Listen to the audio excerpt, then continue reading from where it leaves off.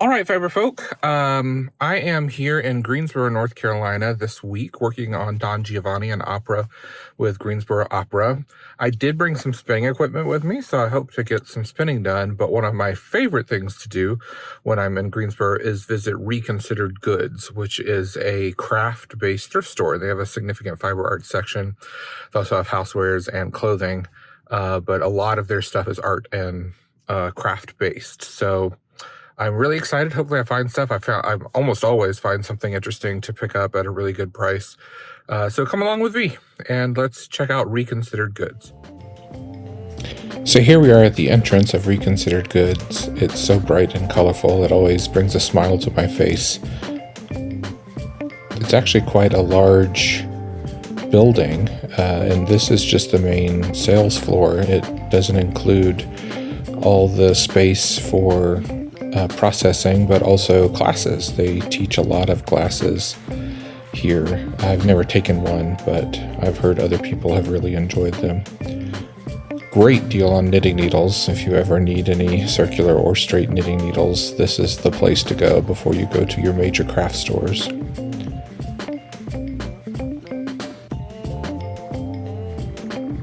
I also have bought a lot of art supplies for visual arts. I'm a designer, so I obviously use paint and pencils and markers and all those other things.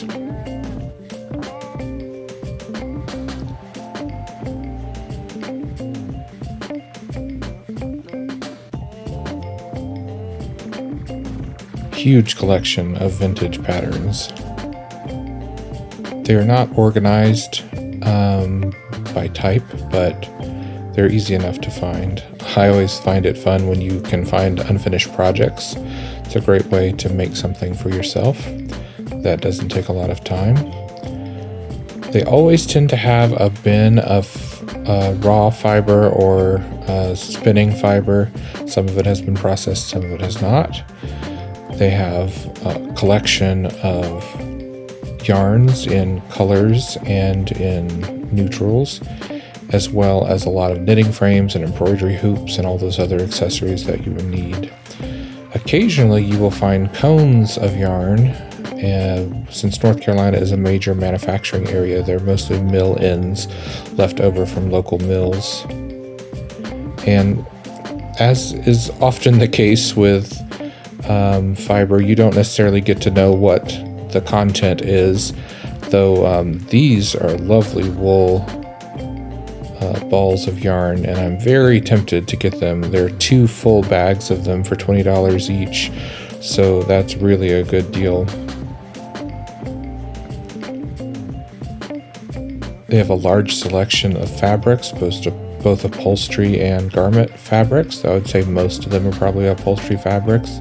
So they have fabric on bolt and fabric pieces, all organized by color. As I said, this is really just a crafter's paradise. All the notions you need for making garments.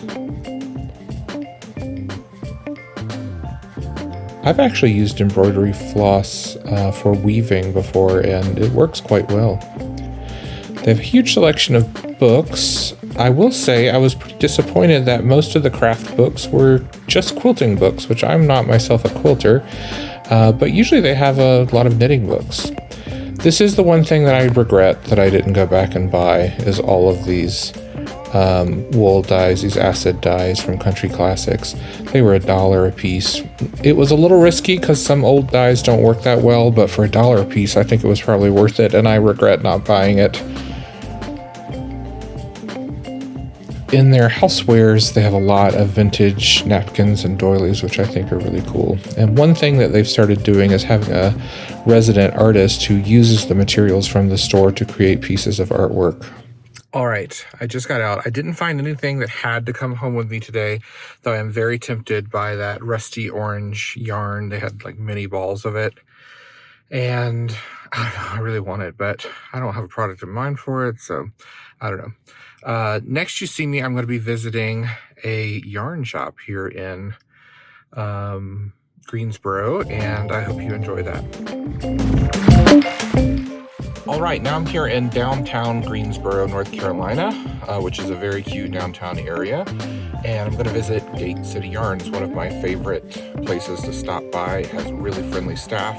They teach classes, they sell fiber equipment for all different fiber arts.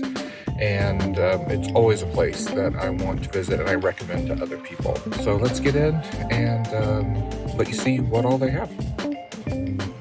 One great thing about Gate City Yarns is its location. It's right on Elm Street, which is the main street in Greensboro, at a beautiful little intersection, and it always has really great window displays. And I'm always greeted by the happy faces of those who work at the store.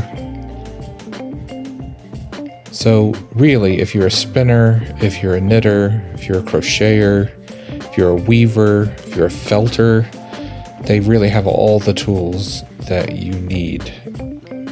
I always love the samples when I go into a fiber store. It's one thing to feel the squishy balls and skeins of yarn, but to actually get to see products knitted from those yarns is really exciting.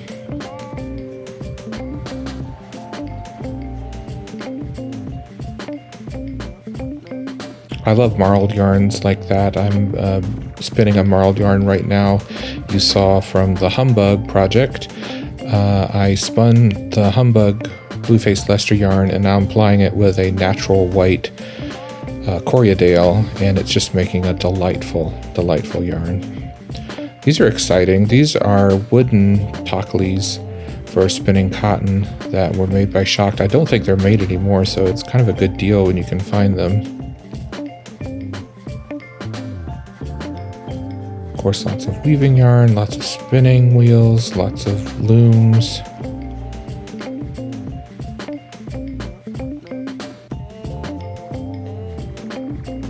One of the things that I love is a nice comfy couch to sit and knit on, and of course the table space to teach classes.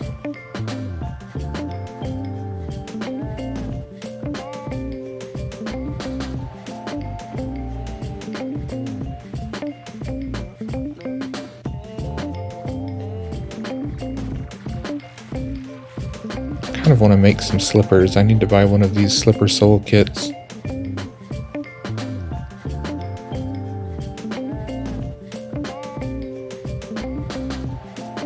Always with the cute notions.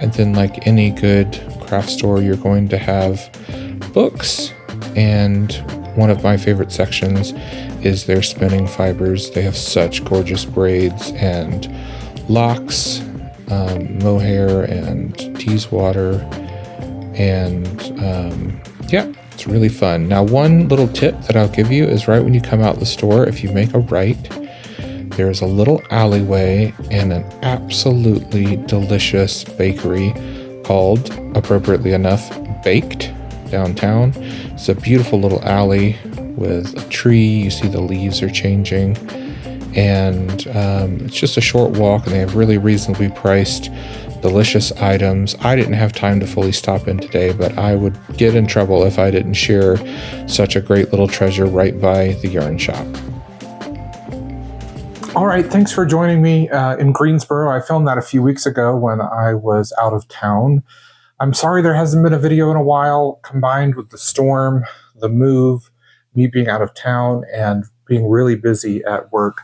It just hasn't been possible. And as you can see, little update, I'm here in the new fiber studio, and we have lots of boxes still to unpack. None of my shelving is up yet. I have a lot to do. But I wanted to say that I'm doing fine. We're in the new house. I'm actually really happy with this studio space. It's still very tiny. So we still are in my tiny fiber studio here in the mountains of Western North Carolina, but I have a beautiful view out the window. I actually have 2 windows in here now, so lots of really great natural light. And I'm excited to make new videos. I'm still trying to figure out the lighting situation, so it's a little bright right now, but we'll balance that out as I continue setting up the room. So look forward to more exciting videos to come, including some more knitting videos with my machines, including my LK150, which you haven't seen before, and getting some cool holiday stuff together. So if you want to check out my channel, I have plenty of videos about weaving, spinning, fiber processing, and machine knitting. And I would really love it if you would subscribe and give this video a like. If you've ever been to Greensboro, there's some cool places to visit if you're a fiber artist or a crafter. I highly recommend the ones featured in this video. But until next time, keep on crafting, stay safe, stay sane.